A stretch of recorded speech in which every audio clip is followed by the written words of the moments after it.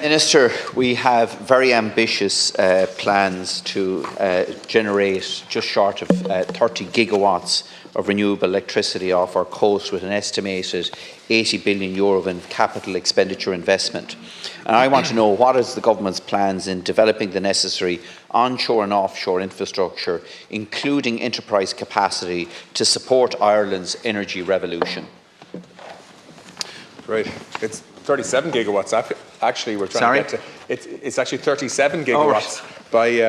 I'm losing track of it. By 2050. Even me. And it'd be well over €100 billion of capital investment. Actually, I mean, you're correct. If it were 30, it would be about 80. It costs about €3 billion per gigawatt to develop offshore. It depends whether it's fixed or floating, but that's the sort of rough guidance figure. But it's enormous expenditure, and of course has the potential to employ, in my view, tens of thousands of people around the Irish coastline in parts of the country that don't have this kind of industry and employment opportunity perhaps at the moment because of isolation in terms of geographic location and so on. The energy sector is transforming rapidly, as you suggest, Deputy. Meeting our national climate targets will require a significant increase in the development rates of renewable energy, and there are opportunities for Irish industry to capitalise on this. While the support of my department, with the support of my department, Enterprise Ireland's Sustainability Department is examining emerging areas of opportunity and how best to develop Ireland's renewable energy sector as a basis for competitive advantage. Enterprise Ireland has been working on developing Irish SME capability in the offshore wind sector since 2018 and has developed an offshore wind supply chain cluster, which is called Gale Offshore Network. This cluster has achieved substantial growth over the past 5 years, with numbers increasing from approximately 40 companies in 2019 to over 90 companies today. These companies provide a range of products, services and skill sets to the offshore wind industry sector. This work aligns with the framework for enterprise policy for the period to 2030, as outlined in the White Paper on Enterprise. Actions aimed at developing indigenous supply chain capacity will be an integral part of these initiatives. The scale of Ireland's offshore wind potential offers a once-in-a-century industrial development opportunity, in my view, and my department is leading on the development of a national industrial strategy for offshore wind, with significant involvement from EI and IDA, who are contributing to industry knowledge and expertise at the moment. This strategy will aim to maximise the gain for Ireland from the current and future growth of the industry that's expected over the next sort of 25 to 27 years. And we will publish that strategy towards the end of March. That's the plan, just after St. Patrick's Day. Good, I'm glad to hear that, Minister. Can I put it to you, considering the huge job creation potential and the economic benefits of the offshore wind sector, and in the context of what you've just said to me, how is Enterprise Ireland adjusting its focus to balance between aiding SMEs and exporting and tapping into the domestic renewable energy potential? Because the difficulty is for Enterprise Ireland, it has up to now been primarily focused on export-driven growth. So what strategies are being considered to shift attention towards existing indigenous potential rather than solely looking at the export or the high potential startups? And finally, Minister, how does the government plan to support these existing indigenous enterprises in scaling up to meet the demands of the emerging renewable sector here, and the timing in relation to that? A lot of questions there, actually, but Enterprise Ireland has a stable of companies at the moment, about 4,500.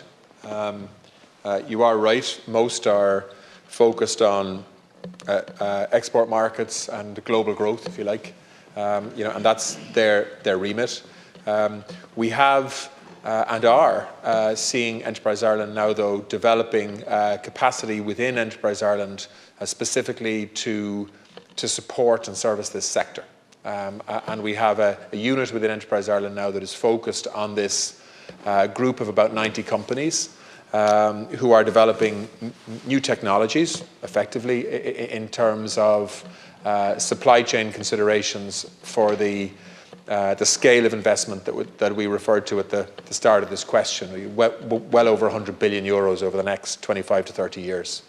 And so many of those companies, while they have the potential to service offshore wind growth in Ireland, they also will be doing it outside of Ireland. That's the nature of how Enterprise Ireland works. They build capacity, skills, know-how, so the technologies that can be applied here at home are also transferable abroad. So if you look at some of the really dynamic Enterprise Ireland companies at the moment that are looking at seabed surveys, for example, to choose suitable locations for fixed bottom offshore wind turbines.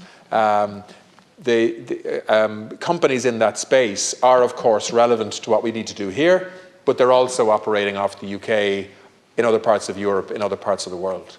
And that's the way we should think.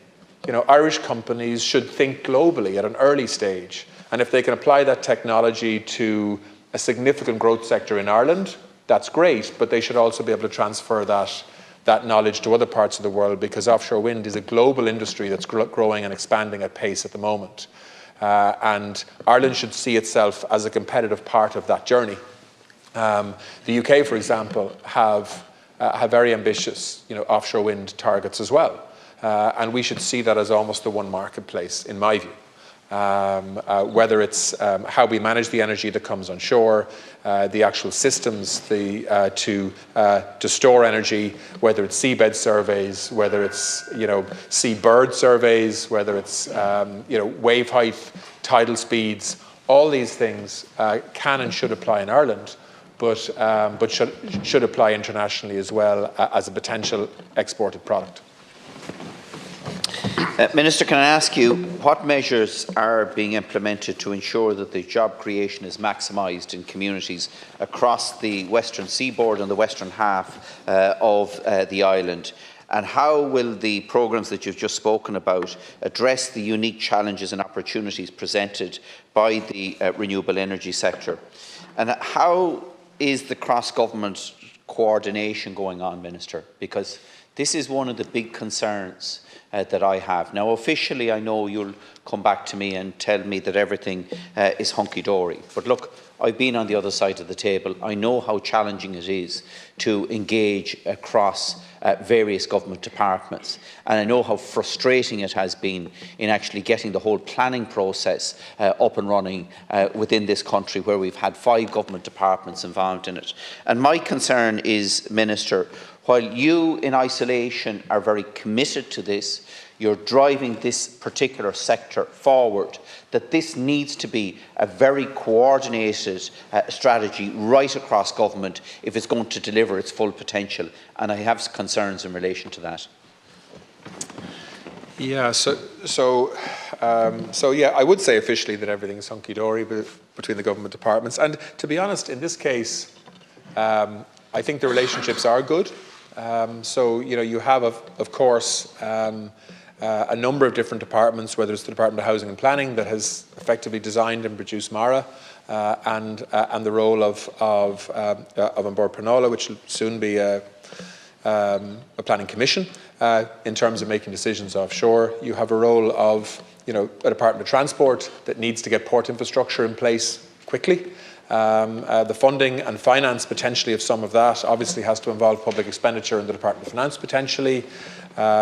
You have obviously climate targets that need to be met, driven by the Department of Climate. You have my department from an enterprise perspective, looking at the enterprise opportunities as well as challenges of the building of this infrastructure and the employment potential there. You have the Department of research and third level education in terms of the skill sets, and the list goes on and on and on. Like this is about reorientating the Irish economy around a different type of energy, which in my view has an enormous opportunity attached to it, and for the west of Ireland in particular, particularly post 2030, but also some opportunity before 2030 as well, which is why the Shannon Estuary Task Force has contributed significantly to that, but also other aspirations on the West Coast. So a lot of opportunity there, Deputy, and we're working hard to make sure we coordinate it all.